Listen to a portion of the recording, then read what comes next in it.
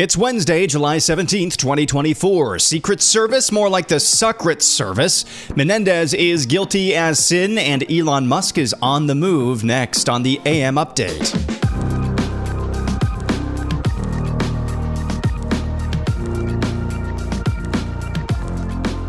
The U.S. Secret Service has increased protection of former President Trump in recent weeks due to intelligence suggesting a possible plot by Iran to attempt an assassination of the former president. Two federal law enforcement sources told media the level of the plot by Iran is unclear. The sources told Fox News there's been an increase in Secret Service protection to Trump in recent weeks because of the intelligence. The Department of Homeland Security and Secret Service have been increasingly concerned about Trump holding outdoor events and have expressed concern to the Trump campaign. On the one hand, this alleged plot by Iran to assassinate Trump is shocking, but is it really, though? Is there anybody of any importance whatsoever that Iran, the Ayatollah, doesn't have a fatwa out on? This seems to me like a cover your butt move because the headlines coming out about Secret Service Chief Kim Cheadle are not good.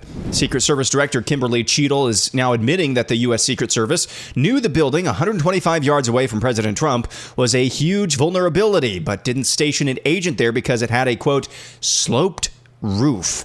Quote, that building in particular has a sloped roof at its highest point, and so, there's a safety factor that would be considered there that we wouldn't want to put somebody up on a sloped roof, and so, the decision was made to secure the building from inside. Again, that is our Secret Service Director, Kimberly Cheadle. We couldn't place snipers or anybody up on that roof because it was sloped. Safety first. If you want to know more about this Kim Cheadle, here's CBS This Morning just this week. She would know. The 28-year veteran was on the team that evacuated Vice President Dick Cheney on 9/11, and she served on then Vice President Biden's protective detail. He named her director in mid-2022. Amid a swirl of controversy over the agency deleting nearly all of its text messages from January 6th. The agency says that was due to a data migration. System migrations happen. But I think for a lot of Americans, it just doesn't pass the smell test, given the timing and the volume of messages deleted. Well, it's unfortunate that would be the assumption that people would make. So that's the type of person Kim Cheadle is. Thousands upon thousands of messages in and around January 6th just happened to go poof, disappeared. Oh, man, that's unfortunate. We'll get them next time. This woman, something stinks to high heaven. Senator Bob Menendez of New Jersey was found guilty on all counts this week after being tried on charges of accepting bribes, including cash and gold bars, to benefit the governments of Egypt and Qatar. Damian Williams, the U.S. Attorney for the Southern District of New York, whose office prosecuted the case, hailed the verdict, saying Menendez's years of selling his office to the higher bidder have finally come to an end. Menendez had his hands crossed and his chin resting on his hands as some of the verdict was read and didn't display any emotion. He then shook his head in disagreement as the jurors were polled about the verdict. Some of his family members broke down in tears. He'll be sentenced on October 29th. Gold bars, man. That's kind of a blast from the past, but this was a clear act. I mean, he's kind of getting off easy here. This is almost akin to treason. But he's getting off on corruption charges nonetheless. It's good he's being held accountable, but again, he's getting off easy. More from Lester Holt's interview with Joe Biden on NBC this week. Listen carefully. If you were to continue to run and be officially nominated, what happens if you have another episode like we saw during the debate? What happens if another? Yeah, what happens if you have another performance on that level? I don't plan on having another performance on that level. In case you couldn't hear that, let's play that over again. This is Lester Holt and Joe Biden on NBC News. If you were to continue to run and be officially nominated, what happens if you have another episode like we saw during the debate? What happens if another? Yeah, what happens if you have another performance on that level? I don't plan on having another performance on that level.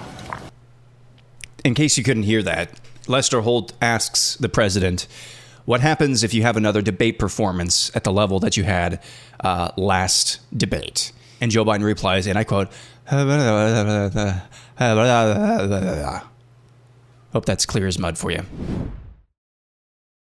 Elon Musk is on the move again. He said he's planning on moving the California headquarters of SpaceX to Texas after Governor Gavin Newsom signed a bill into law that would bar school districts from notifying their parents if their child uses different pronouns or identifies as a gender that's different from what's on school records.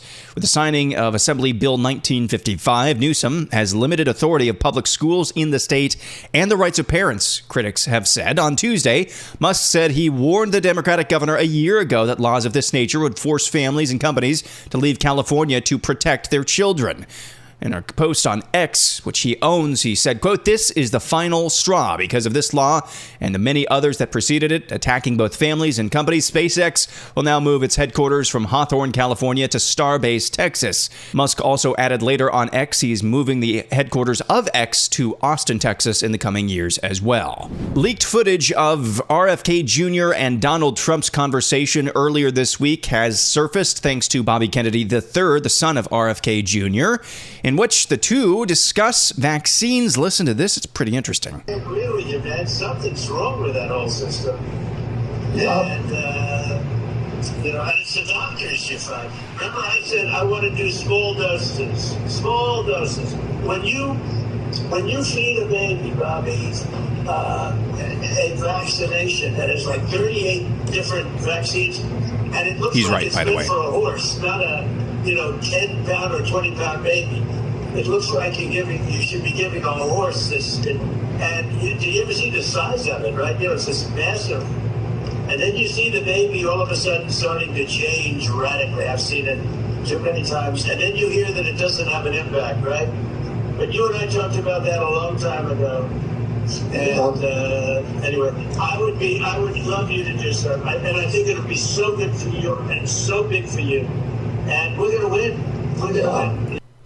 So that is RFK Jr. and Donald Trump's conversation, leaked footage and audio of that conversation they had earlier this week. That was after the assassination attempt on Trump. It's clear Donald Trump at least knows the talking points of what, kind of some of the anti-vaxxers, if you want to call them that, or vaccine skeptics, kind of their problem. Or really most new parents, when they have their eyes open to just how many vaccines are on the childhood vaccination schedule. It's clear Donald Trump has some awareness of that. Bobby Kennedy III actually posted and leaked that footage himself before apologizing for doing so and lambasted the former president, saying that these kinds of conversations need to take place in the public. And I can't disagree with that. Donald Trump, if he actually does believe some of the things you just heard there, he needs to articulate that publicly. It's difficult to do. It's a very, very scary issue to touch, but the leadership is needed there. And now a little bit of a clarification on a story I told you about briefly the other day. Jack Black has canceled the tour of his comic rock outfit Tenacious D over his bandmate, it wasn't him, it was his bandmate Kyle Gass's "Don't miss Trump next time" comment on stage just after the assassination attempt on Trump. The actor and comedian posted the following message on his Instagram page on Tuesday morning, quote, "I was blindsided by what was said at the show on Sunday. I would never condone hate speech or encourage political violence in any form. After much reflection, I no longer feel it's appropriate to continue the Tenacious D tour, and all future creative plans are on hold. I'm grateful to the fans for their support and understanding." I also mentioned yesterday there was some early reporting that that concert was in Canada. It was actually in Sydney, Australia, and it wasn't actually Jack Black himself wishing for the shooter to not miss Donald Trump. It was his bandmate.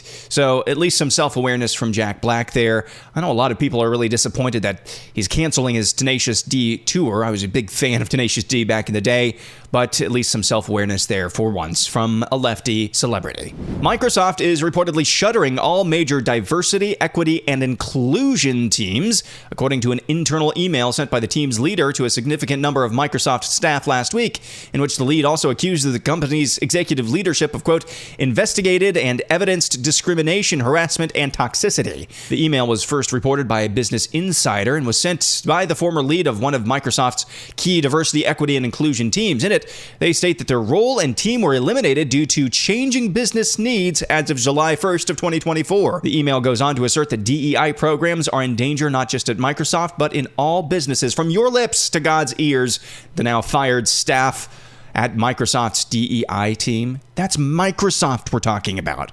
This is undeniably good news. DEI is getting more and more unpopular, I believe, in the corporate world. This is This is freaking Microsoft. Microsoft is still the number one company. It's still the number one corporation in the world. And they're eliminating, or number two, depending on the day, they're eliminating their DEI team.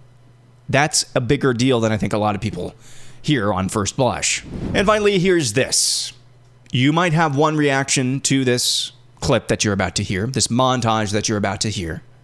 You might have another.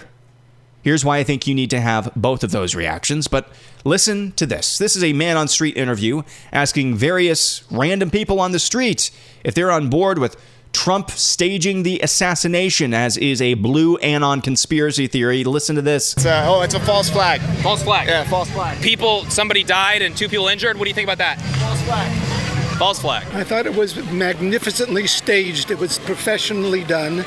It almost looked real. Wait. Staged by who? Oh, by Mr. Trump, of course. I think this whole thing is staged.